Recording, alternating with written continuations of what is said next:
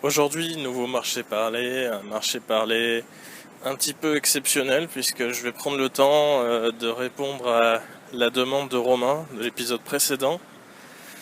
Romain qui nous a fait un coucher parlé à 4h58 du matin. Donc je ne sais pas quelle intention il y a derrière, je suis pas sûr que ce soit quelque chose de très très structuré. En tout cas Romain, voici ma réponse. Tu m'as demandé 10 minutes. 10 minutes sur le pourquoi les sportifs, et tu as donné comme exemple précis les footballeurs, ont un intérêt quelconque à s'intéresser à la mécanique et notamment aux belles voitures. Ok, on y va. Alors, tout d'abord, avant de traiter le sujet, quelques notions rapides sur lesquelles j'aimerais bien revenir. Donc, qu'est-ce que c'est qu'un sportif? Donc déjà, un sportif, c'est quelqu'un qui vit en partie ou en totalité en fait des revenus de son sport en fait. Et souvent, ces revenus-là sont liés au droit à l'image. Ce qui fait que moi, par exemple, je paye pas les footballeurs. Et vos impôts non plus. Et la bonne nouvelle, c'est que, grosso modo, il y a que les gens qui achètent des abonnements en télé, Canal ou l'équipe TV, et qui achètent les goodies, les écharpes, les trucs comme ça, qui financent ce genre de personnalité. Puisque c'est vraiment des marques, en fait. Hein, voilà. Ils font rêver les gens les aiment et ont envie de leur ressembler. Donc voilà, c'est comme ça que ça marche. Donc dans les sportifs, que je viens de définir, hein, dans les sportifs professionnels, t'as deux catégories sportifs en fait. T'as les sports populaires et t'as les sports que je vais qualifier de sports de riches en fait. Les sports populaires, c'est ceux qui nécessitent pas beaucoup de matériel pour être joués. C'est souvent des sports qui sont en rapport avec la course. Le fait de se déplacer avec ses jambes en fait. Hein. Le fait de courir, de bouger, d'être vif ou d'être en équilibre. Ces sports-là, donc il y a on peut penser à la course à pied. Globalement, plus ou moins l'athlétisme qui reste, je pense, un des sports les moins coûteux. En équilibre, je citerai la natation, qui pour moi est un sport d'équilibre et de rythme, mais c'est ma considération perso. Il y a tout un tas de sports en fait. Le tennis, ça n'a que le coût des raquettes en fait et du matériel quoi. Donc, et les coûts de matériel sont assez contenus. Comprenez-moi bien, quand je vais vous parler des sports de riz, je vous avais pigé.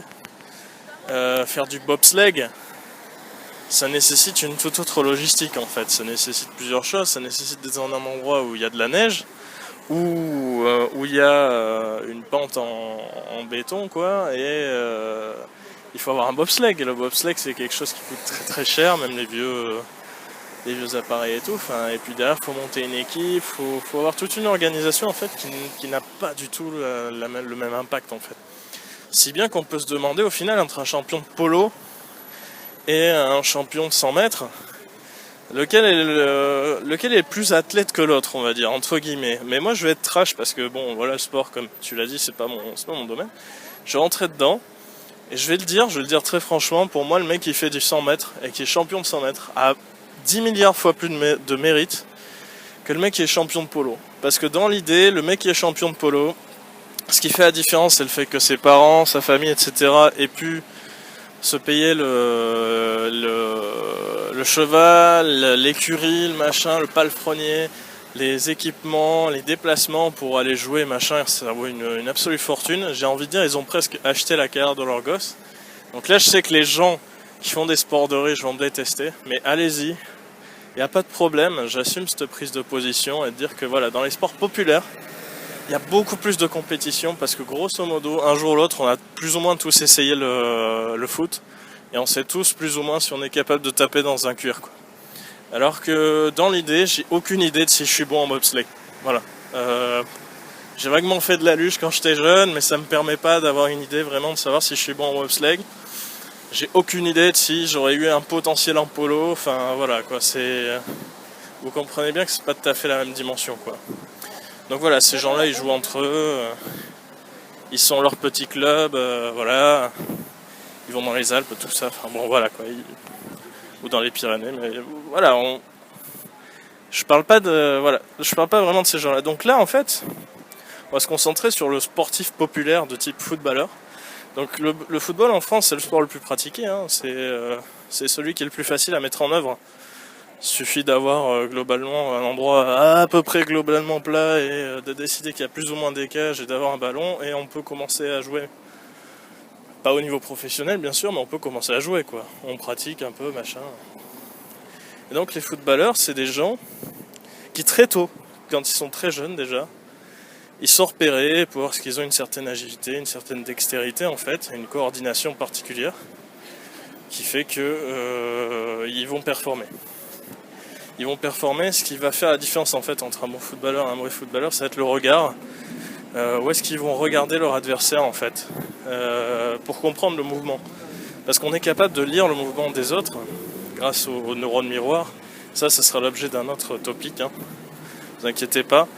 Et les footballeurs en fait ont tellement pratiqué qu'en regardant la stature en fait de quelqu'un, ils comprennent l'intention dans le mouvement en fait. Donc ils ont une lecture du jeu qui est énorme. En plus ils ont mémorisé toutes les positions sur le terrain et donc ils comprennent comment on peut lire le jeu, etc. Si leur fonction est d'être capitaine, après voilà, selon les fonctions ils vont pas regarder les mêmes choses. Je prends l'exemple du capitaine qui est celui qui a la tête la plus haute, hein. Il doit regarder partout. Voilà. Donc ça c'était pour revenir sur les footballeurs. Donc du coup ils sont repérés très jeunes. Et donc c'est des gens qui passent énormément de temps à pratiquer. C'est des gens qui vont sacrifier énormément de leur enfance, qui vont sacrifier énormément de leur éducation aussi, parce qu'à un moment donné ou à un autre, il va falloir faire des choix, il ne faut pas se faire d'illusions, hein. On n'a que 24 heures dans un jour, et dans ces 24 heures, on n'en a à disposition que 16, on va dire, pour vivre. Donc, à un moment donné, voilà, il y a des manquements en fait qui vont apparaître.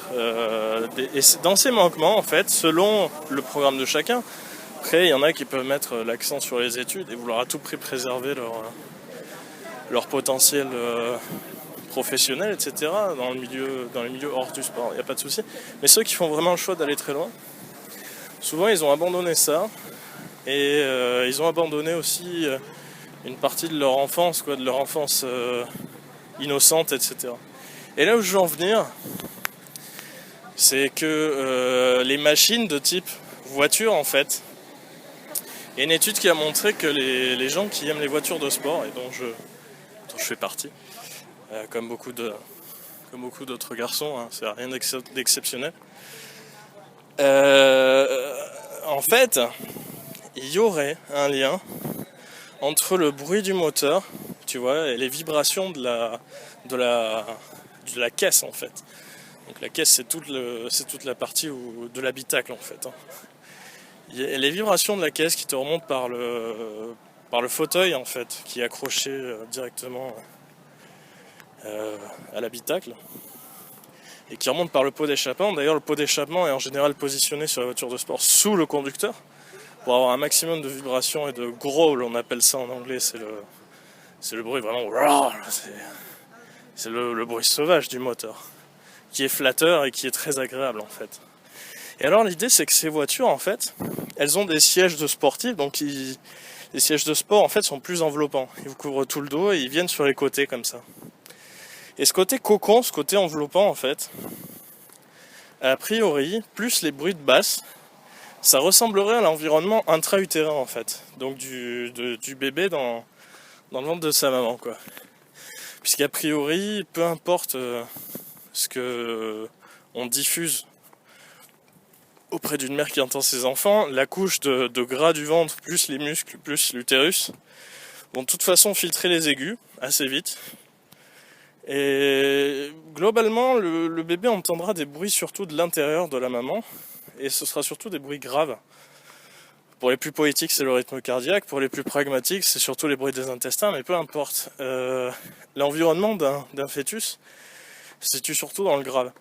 Et donc, si vous voulez où je veux en venir, avoir un côté enveloppant plus des sonorités graves et des vibrations basses, ça peut rappeler à ces gens-là peut-être une forme d'environnement utérin. Et en faisant de la psychologie de comptoir, autour d'un pastis, hein, voilà.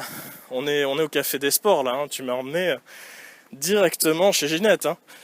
Donc voilà, chez Ginette, j'ai envie de dire, on peut faire un raccourci qui va être peut-être que ces gens-là qui ont finalement sacrifié une grande partie de leur jeunesse et qui sont des héros de l'image, puisque c'est leur métier, vont choisir des voitures de sport pour deux raisons. D'abord parce que effectivement il y a un côté image, luxe, etc.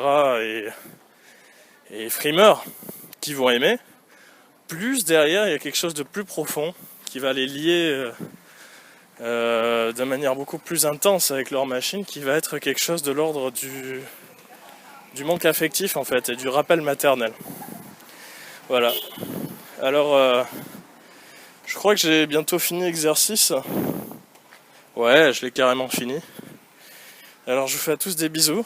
Je vous rassure, il y aura du contenu qui sera pas à thème, hein, qui va venir très très vite. Donc restez à l'écoute. Je vous fais plein de gros bisous et à bientôt.